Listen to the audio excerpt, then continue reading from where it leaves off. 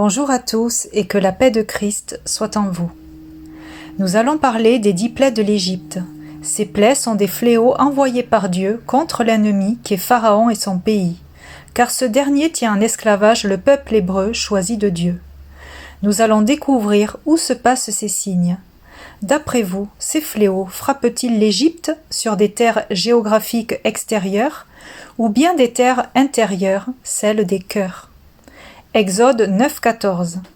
Car cette fois, j'envoie toutes mes plaies dans ton cœur, et sur tes serviteurs et sur ton peuple, afin que tu saches que nul n'est comme moi sur toute la terre.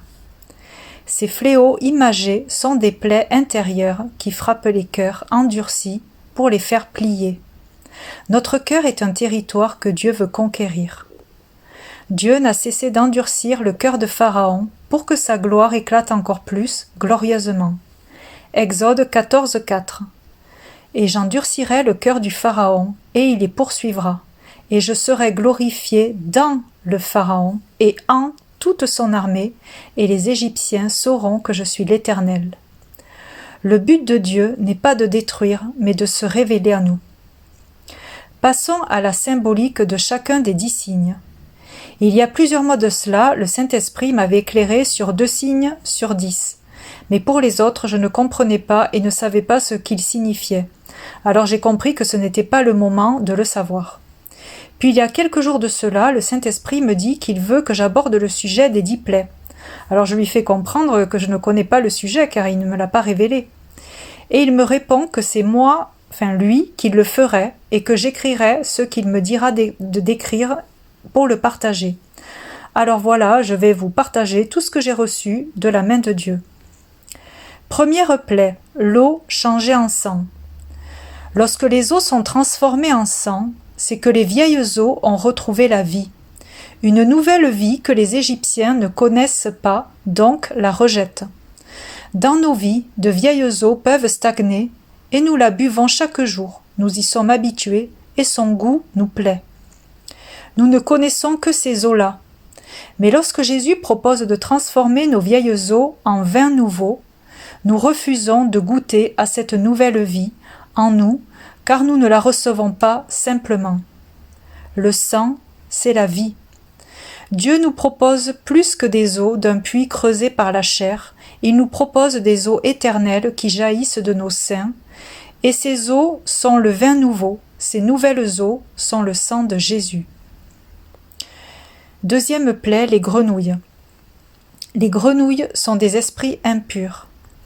Apocalypse 16, 13. Puis je vis 3 esprits impurs, semblables à des grenouilles qui sortaient de la gueule du dragon, de la gueule de la bête et de la bouche du faux prophète. Lorsqu'elles sortent des eaux, cela signifie qu'elles sortent de leur état naturel, c'est-à-dire qu'elles remontent des profondeurs des cœurs. Ces esprits impurs ne sont pas des esprits extérieurs, mais des caractères charnels enfouis dans les abîmes des cœurs. Ces grenouilles envahissent toute notre maison jusque dans le lit et sur nous. Cela revient à dire que nos mauvais comportements, caractères, nous collent à la peau et sont sur nous comme des plaies. Lorsque le Seigneur enlève ce fléau d'Égypte, cela revient à dire que toutes ces mauvaises réactions de cœur charnel furent ôtées. L'Égypte fut transformée dans son cœur. Alors j'ai eu une petite réflexion personnelle et je me suis dit qu'on pourrait croire maintenant que Pharaon serait prêt à laisser partir le peuple hébreu puisque son cœur fut changé, transformé. Mais ce n'était pas encore le temps de Dieu ni son plan. Dieu endurcissait toujours plus son cœur, alors du coup le 3e fléau arriva. Et le 3e fléau, ce sont les moustiques. La poussière de la terre fut changée en moustiques, ainsi que tous les humains et les bêtes, car ils sont formés à partir de la poussière. Les moustiques représentent des piqûres comme des offenses dans nos cœurs. Elles blessent et laissent des plaies ouvertes. 4e plaie, la vermine. Ce sont des parasites comme des mouches piquantes, des poux ou des puces. Ces parasites représentent ceux qui nous pompent le sang, donc la vie en nous, puisque le sang, c'est la vie. Ces parasites se nourrissent de notre vie, donc elles baissent en nous, Notre vie nous échappe et nous tombons vers la mort.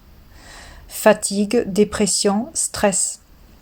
Mais la vie du peuple de Dieu ne fut pas touchée car ils étaient mis à part dans le pays de Goshen, et Goshen signifie terre fertile, forte, donc leur cœur était fortifié en Dieu. Donc ils n'ont pas été atteints. 5e plaie, la peste, maladie du troupeau. Le bétail, les troupeaux, représentent nos richesses intérieures, nos talents, nos facultés, nos valeurs, nos fruits. Lorsqu'elles sont atteintes par la peste, cela revient à dire qu'elles disparaissent sous le poids de la contamination, la maladie qui ravage tout.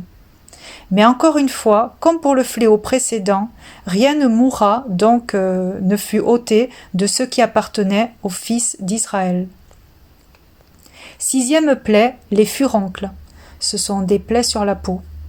Les furoncles sont comme des plaies ouvertes dans les cœurs, et si elles ne se referment pas, elles augmentent et s'étendent sur la surface du cœur. Tout le cœur saigne et perd la vie. Et je rappelle, la vie, c'est le sang. 7e plaie, la grêle. La grêle est un fléau qui dévaste tout et ne laisse plus rien derrière. Symboliquement, tous les cœurs de l'Égypte furent frappés jusqu'à la mort et tombèrent dans le séjour des morts. C'est à cet endroit que des cœurs réalisent leur état, comme l'a dit Pharaon, et je cite le passage, Exode 9, verset 27, « Cette fois-ci j'ai péché, c'est l'Éternel qui est juste, et mon peuple et moi, nous sommes coupables. » Mais une fois remonté de la fosse, son cœur s'est de nouveau endurci. Alors il y a la 8e plaie, les sauterelles. Ce fléau est là pour exterminer le reste de vie qu'il restait après le fléau de grêle. Lorsque l'herbe et les fruits des arbres ne paraissent plus, car ils sont grignotés par des sauterelles, c'est que la vie, le vert, a disparu. Et le vert, c'est une couleur symbolique qui, comme le rouge, représente la vie, le vert de la nature. Au printemps, tout renaît en vert. Malgré sa mort, Pharaon résiste encore. Exode 10, verset 17.